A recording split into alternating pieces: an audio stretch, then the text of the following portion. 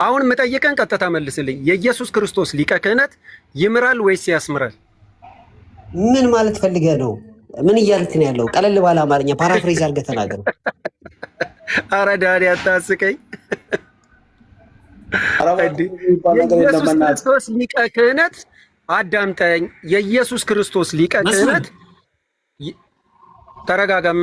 ማን ረፍ መስፍን ምንድነው? መጠየቅ ነው ወይስ ምንድነው? የሌለ ነገር የምጠይቀው መጽሐፍ ቅዱስ እንኳን ይሄን አያውቀውም። አንተ የምትጠይቀውን ጥያቄ ታውቀዋለህ? መጽሐፍ ቅዱስ ግን እኔ እንደዚህ መጽሐፍ ቅዱስ ታውቃለህ ወይ ነው የምልህ። እስቲ አንብበው አንተ መጽሐፍ ቅዱስ እንደሚለው። ለመሆኑ ስለ ሊቀ ካህንነት ታውቃለህ እንዴ? ለመሆኑ መስፍን ሊቀ ካህን ምን ማለት ነው? እስቲ ንገረኝ። ለምን አርፈህ ቁጭ አትልም? በእናትህ እኔ የኢየሱስ ክርስቶስ ሊቀ ክህነቱ ያስምራል ወይስ ይምራል? ያስምራልና ይምራል ስትል ምን ለማለት ፈልገህ ነው? የኢየሱስ ክርስቶስ ሊቀ ክህነቱ የሚምር ነው የሚያስምር ነው? ቀላል ጥያቄ። በማስማርና በመማር መካከል ያለው ልዩነት ንገረኝ። አላብራራልህም። የሚምር ነው ወይስ የሚያስምር ነው? ይሄ ግልጽ የሆነ ጥያቄ። በማስማርና በመማር መካከል ያለው ልዩነት ንገረኝ። እንዴ መልሱን ንገረኝ ከሆነ መልሱን ልንገርህ። ታዲያ እንደዛማ ከሆነ በማስማርና በመማር መካከል መማርና ማስማር እንደው የአረ ዳኒ ይሄ ሼም ነው በጣም። በአንተ ግሬስ አላየውም እንደዚህ አይነት ቃል ፍቺ። አሁንም መጠይቀህ ኢየሱስ ክርስቶስ አዳምጠኝ። መማርና ማስማር አሁንም ግልጹን እየነገርኩ ነው ዳኒ። መማርና ማስማር ምንም የአማርኛ አብሪቬሽን አያስፈልገውም። ምንም ፍቺ ሚኒንጎ አያስፈልገውም። አሁን መጠየቀን ቀጥታ መልስልኝ። የኢየሱስ ክርስቶስ ሊቀ ክህነት ይምራል ወይስ ያስምራል? ምን ማለት ፈልገህ ነው? ምን እያልክ ነው ያለው? ቀለል ባለ አማርኛ ፓራፍሬዝ አድርገህ ተናገር። አረ ዳኒ አታስቀኝ። የኢየሱስ ክርስቶስ ሊቀ ክህነት አዳምጠኝ። የኢየሱስ ክርስቶስ ሊቀ ክህነት ተረጋጋም። ማን ረፍ መስፍን ምንድነው? መጠየቅ ነው ወይስ ምንድነው? የሌለ ነገር የምጠይቀው መጽሐፍ ቅዱስ እንኳን ይሄን አያውቀውም። አንተ የምትጠይቀውን ጥያቄ ታውቀዋለህ? መጽሐፍ ቅዱስ ግን እኔ እንደዚህ መጽሐፍ ቅዱስ ታውቃለህ ወይ ነው የምልህ። እስቲ አንብበው አንተ መጽሐፍ ቅዱስ እንደሚለው። ለመሆኑ ስለ ሊቀ ካህንነት ታውቃለህ እንዴ? ለመሆኑ መስፍን ሊቀ ካህን ምን ማለት ነው? እስቲ ንገረኝ። ለምን አርፈህ ቁጭ አትልም? በእናትህ እኔ ማለት ነው መልስ። ሊቀ ካህን ምን ማለት ነው? ከዳኒ ጋር ነው። ከዳኒ ጥያቄ ጠይቃለህ። እንደዚህ ጋር ልቀይር። ካንተ ጋር እናውራሽ። ካንተ ጋር እናውራ። ዳኒ ከበደ ችግር የለም። በቃ ደስ ይለኛል። አልከበደውም። ለአንተ መልስ መስጠት አቅቶታል። ዳኒ ጥያቄ የኬጂ ስለሆነ ገርሞት ነው። እሺ አንተ ጥያቄ ነው የምጠይቀው። የኢየሱስ ክርስቶስ ሊቀ ክህነት የሚምር ነው የሚያስምር ነው? አንተ ልጅ ይባላል። ምን ማለት መጀመሪያ ሊቀ ካህን ምን ማለት ነው? ይመልስ እስቲ ወደ ትርጉም። መጀመሪያ ትርጉሙ ነው ይኸው። ሊቀ ካህን ማለት ትርጉሙ ምን ማለት ነው? እስቲ አንተ ይሄን አብራራልኝ። ምን ማለት ነው ሊቀ ካህን ማለት? ካብራራውልና ከዛ መልሱ ሰጣለሁ። የእናንተ እኮ አሁን እኮ ምን እንደሆነ ታውቃለህ? ካብራራውልና መልሱን ሰጠው። ለምንድን ነው ማብራራልህ? ጥያቄና መልስ ላይ ይኸውልህ ደረቅ ተሰጥቶ አብራራልኝ። ምን ማለት ነው? አሁን አብራራልኝ። ደግሞ እንደሚያክሰው ትስቃለህ እንደ ማርያምን። ምኑንም አታውቀውም ወይ አንተ ሰው። እንግዲህ ተማር። የምትማር ከሆነ ሚዩትን ዝጋና ተማር። ልንገርህ ሊቀ ካህን ምን ማለት እንደሆነ። አይ ምንም የምታውቀው ነገር እንደሌለ እርግጠኛ ነኝ። እሺ መልስ ልስጣ። ጠየቅከኝ። አዎ ፔኔትሬት አታርግ። ላውራ ሚዩት አድርግ። እኔ አታውራ መቻልኩ። መልስ ስጠኝ። እሺ በቃ ጠይቀሃል። መልስ ልስጥ። ዝጋው። ሊቀ ካህን ማለት ቀጥታ ትርጉሙ የሚያገለግል አስታራቂ፣ መካከለኛ። ኧረ ቆይ አልጠየኩም። የክርስቶስ ሊቀ ክህነት ነው ያልኩት። አልጠየኩም። ያልጠየቁን ክርስቶስ እንደዛ ነው እኮ አቀባጥር ካላወቅህ ተው ነው ያልኩ። በቃ የክርስቶስ ሊቀ ክህነት ነው። እንግዲህ አባ ጊዮርጊስ ዘጋስጫ የሚለውን ልንገርህ። እንግዲህ አንተም ታውቅ ከሆነ ሊቀ ካህናት ዘይቀውም ለነ ለቅዱሳን በኀበ እግዚአብሔር ይልሃል። በእግዚአብሔር ፊት የሚቆም ሊቀ ካህናችን ኢየሱስ ክርስቶስ ነው ይላል። አንተ መጽሐፉን እንኳን አታውቀውም። አባ ጊዮርጊስ ዘጋስጫ የጻፈውን እንኳን አልጠየኩም። ያልጠየኩን አትቀባጠር። የጠየኩት የኢየሱስ ክርስቶስ ሊቀ ክህነት ይምራል ወይስ ያስምራል? ያስምራል። እሱ መልስልኝ። የሚያስምር ነው። መልካም የክርስቶስ ሊቀ ክህነት ያስምራል የሚል ማስረጃ ስጠኝ። የሚያስምር ነው የሚል ማስረጃ አምጣ። አሁን ነው ምን ማለት ነው? የሚያስምር ነው ብሎ ቃል በቃል እንድነግረው የፈለግከው እንደሚምር እኔ ያወጣልሃለሁ። እስቲ ላሳይ። እስቲ እንግዲህ ዕብራውያን ምዕራፍ 8 ገለጻ ማን ነው ወዳጅ መስፍን ላምብር አሁን ዝም ብለህ ስማ። አታነብም ያልከው ልጅ አሁን ያስነበበ አሁን ጠይቀሃል፣ መልስ ልስጥ። እንግዲህ ዕብራውያን ምዕራፍ 8 ላይ ማስረጃ ከሌለ ይኸውልህ ማስረጃ መልስ ልስጥ። ጠየቅን በቃ አትጩው፣ ሚውት አድርግና ጠይቀሃል፣ መልስ ልስጥ። ዕብራውያን ምዕራፍ 8 ያስምራል ያልከውን መልስ አምጣ። ከተናገርነው ዋና ነገር ይህ ነው፣ በሰማያት በግርማው ቀኝ የተቀመጠ እንዲህ ያለ ሊቀ ካህናት አለን፣ እርሱም የመቅደስና የእውነተኛይቱ ድንኳን አገልጋይ ነው። ማን? ኢየሱስ። አገልግሎቱ ምንድን ነው? በሰውና በእግዚአብሔር መካከለኛ ሆኖ የገባበት ሊቀ ካህናቱ አገልግሎት ማለት ነው። ይኸው አገልጋይ ነው ይልሃል። የጠየኩ ምንድን ነው? ያልተባልከውን እስቲ እንትን አትበል። እኔ አሁን የሚቀባጥር ሰው ማርያምን በጣም ነው የሚያሳዝነኝ። ካላወቅኩ እኮ አላውቅም ነው። ዳኒን ለምን አስመለጥከኝ? ከእሱ ጋር ነበረ ውይይቴ። ለማንኛውም ዕብራውያን ምዕራፍ ቁጥር 40 ሺህ ጥያቄ አትጠይቅ። አሁን ዳኒ ልጁ ወጣ። በጣም ቦሪንግ ስለሆንክበት ልጁ ሰርችቶ ወጥቷል።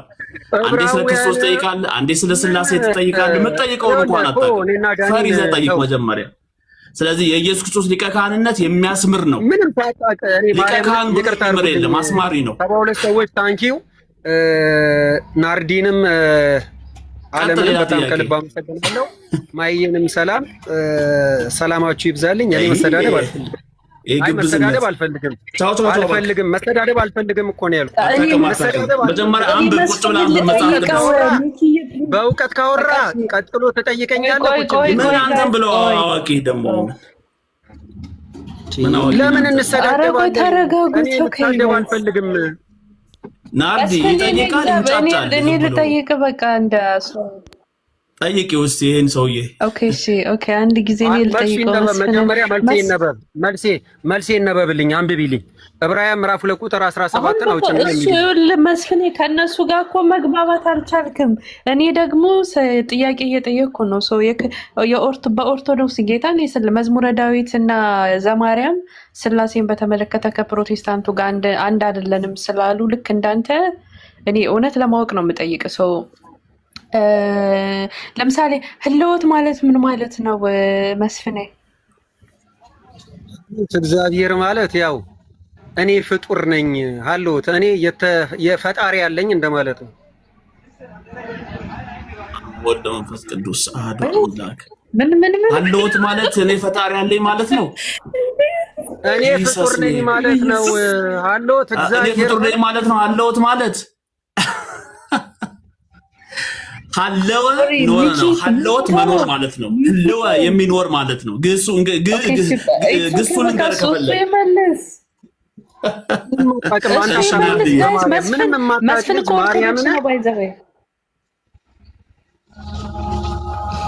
መስፍን አሁን ቆይ እኔ ልጠይቀው። ሥላሴ ለምሳሌ ሥላሴ ሲነሳ ሥላሴ በህልወት አንድ ናቸው ይባላል እና ህልወት ማለት ምን ማለት ነው? እኔ ጥያቄ ሰምተኛለሁ መስፍኔ፣ ምናልባት ኔትወርክ እያስቸገረ ካልሆነ።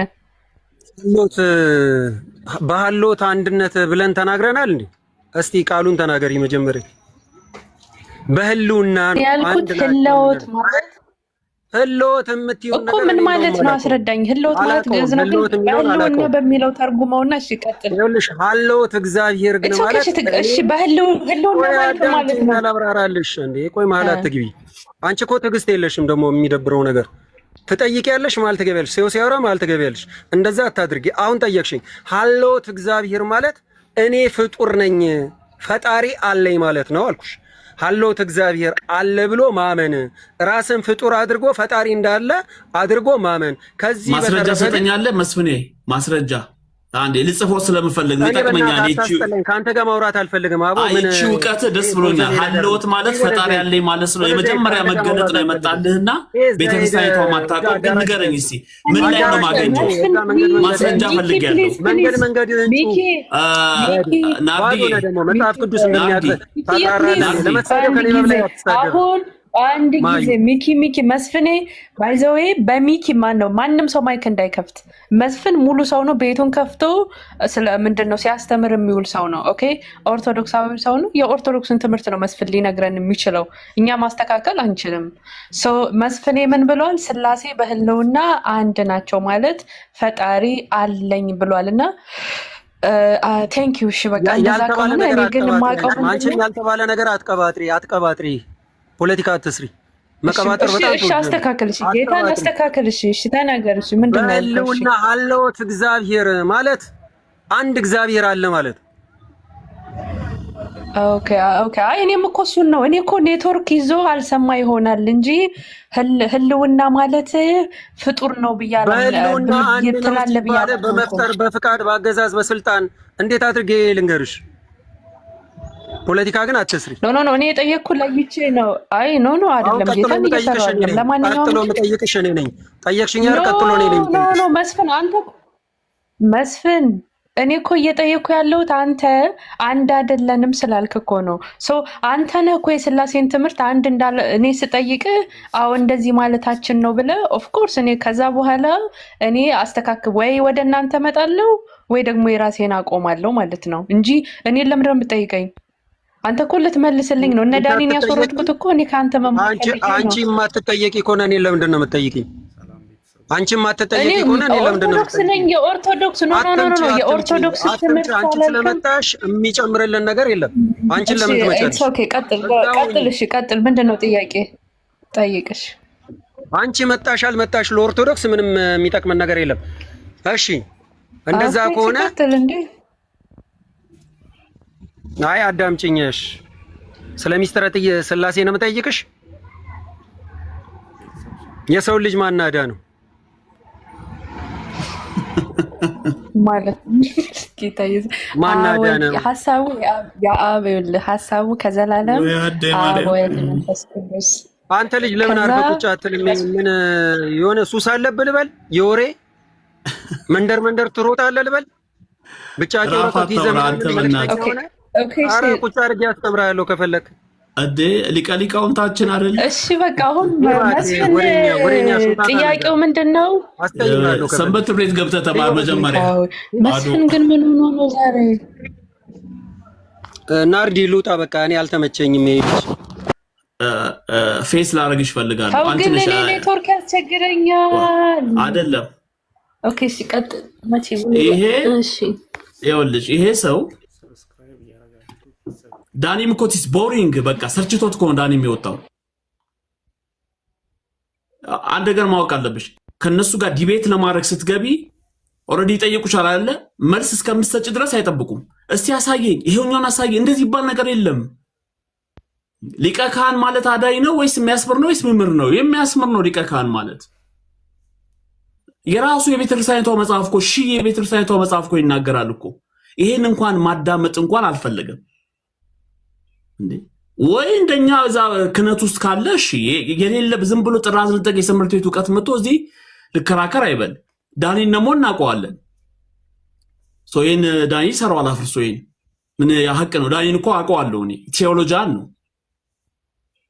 የታወቀ ልጅ ነው። እኔ ብዙ ውይይት ላይ ቻለው ዳኒ በቃ አልመጠነውም ነው ስላልመጠነው ወጣ። በቃ አንዴ ስለ ስላሴ ዘለው ስለ ክርስቶስ አንዴ ስለ አዳም እንደዛ ጥያቄ የለም ሲጀመር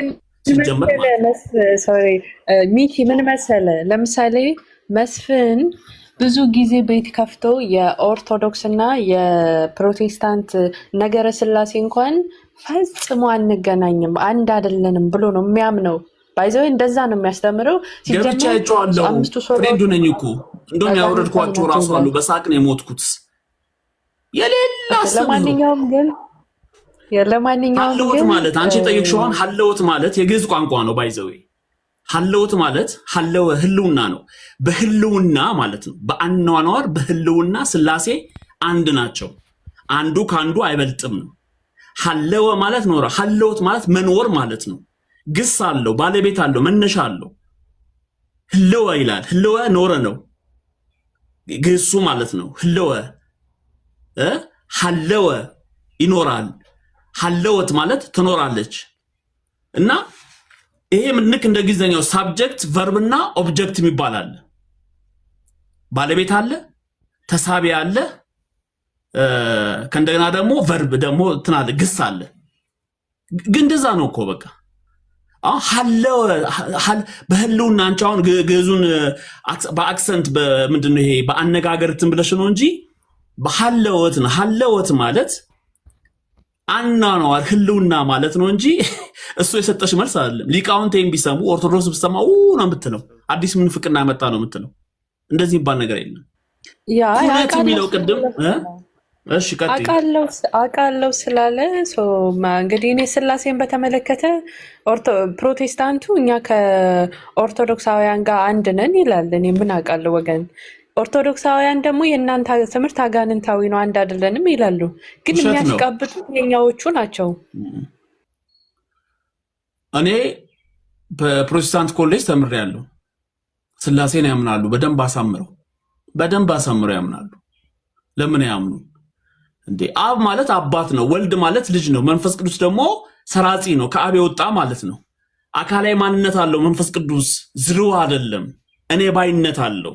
አብ በአባትነት፣ ወልድ በልጅነት፣ መንፈስ ቅዱስ ደግሞ በሰራጺነት በአጽናኝነት የሚያጸና ማለት ነው። የሚቀድስ፣ የሚያጸና፣ የሚያበረታታ፣ የሚገልጥ ነው። እኔ ባይነት አለው። ብዙ መጽሐፍ ተጽፏል በመንፈስ ቅዱስ ላይ። ዛሬ እኮ ዘመናችን እኮ የቴክኖሎጂ ነው። ሰው መጽሐፉ እጁ ላይ ከሌለ እንኳን ጎግል አድርጎ ማየት ይችላል። ይሄን ያህል ማቶ የሆነ አእምሮ ያለው ሰው እኮ የለም። እና ስላሴን በደንብ አሳምሮ ፕሮቴስታንቶቹ ያምናሉ። ምን ጥያቄ ያለው?